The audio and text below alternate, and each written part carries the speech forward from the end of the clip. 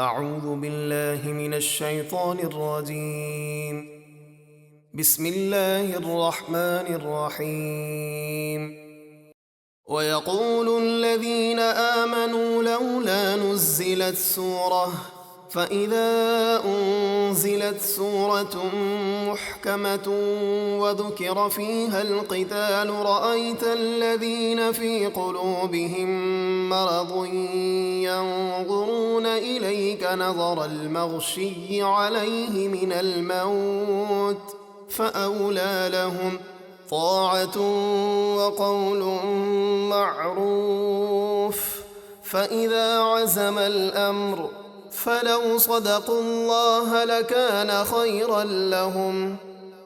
اور ایمان والے جہاد کی آرزو کرتے ہوئے کہتے ہیں کہ جہاد کے لیے کوئی صورت کیوں نہ نازل کی گئی۔ پھر جب کوئی واضح صورت نازل کی جاتی ہے اور اس میں جہاد کا حکم دیا جاتا ہے تو اے حبیب آپ ان لوگوں کو دیکھیں گے جن کے دلوں میں نفاق کی بیماری ہے کہ وہ آپ کی طرف اس شخص کی طرح دیکھتے ہیں جس پر موت کی غشی طاری ہو، تو ان کے لیے بہتر یہ تھا کہ وہ آپ کی فرما برداری کرتے اور اچھی بات کہتے۔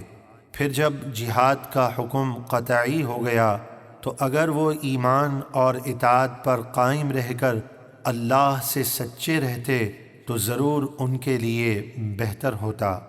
فَهَلْ عَسَيْتُمْ إِن تَوَلَّيْتُمْ أَن تُفْسِدُوا فِي الْأَرْضِ وَتُقَطِّعُوا أَرْحَامَكُمْ۔ تو کیا اے منافقو تمہارے یہ انداز نظر آتے ہیں کہ اگر تمہیں حکومت مل جائے تو تم زمین میں فساد پھیلاؤ اور اپنے رشتے کاٹ دو۔ أولئك الذين لعنهم الله فأصمهم وأعمى أبصارهم۔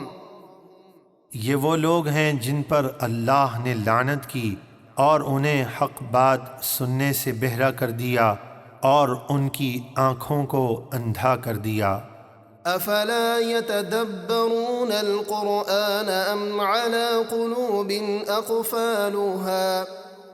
تو کیا وہ قرآن میں غور و فکر نہیں کرتے یا ان کے دلوں پر تالے لگے ہوئے ہیں؟ ان الذين ارتدوا على ادبارهم من بعد ما تبين لهم الهدى الشيطان سول لهم واملى لهم۔ بے شک جو لوگ اس کے بعد کہ ہدایت ان کے لیے بالکل واضح ہو چکی تھی پیٹھ پھیر کر کفر کی طرف لوٹ گئے، شیطان نے انہیں فریب دیا اور انہیں دنیا میں مدتوں رہنے کی امید دلائی۔ ذلك بأنهم قالوا للذين كرهوا ما نزل الله سنطيعكم في بعض الأمر والله يعلم إسرارهم۔ یہ اس لیے کہ منافقوں نے ان کافر لوگوں سے کہا جو اللہ کے نازل کیے ہوئے قرآن کو ناپسند کرتے تھے کہ ہم کچھ باتوں میں رسول اللہ کے خلاف تمہاری اطاعت کریں گے، اور اللہ ان کی چھپی ہوئی باتیں خوب جانتا ہے۔ فَكَيْفَ إِذَا تَوَفَّتْهُمُ الْمَلَائِكَةُ يَضْرِبُونَ وُجُوهَهُمْ وَأَدْبَارَهُمْ۔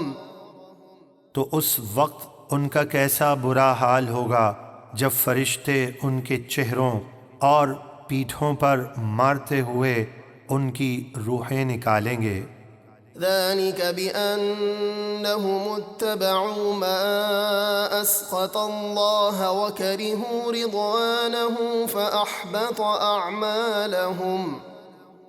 یہ عذاب اس لیے کہ انہوں نے اس بات کی پیروی کی جو اللہ کو سخت ناپسند تھی، اور انہوں نے اللہ کی خوشنودی کو ناپسند کیا تو اللہ نے ان کے اعمال ضائع کر دیے۔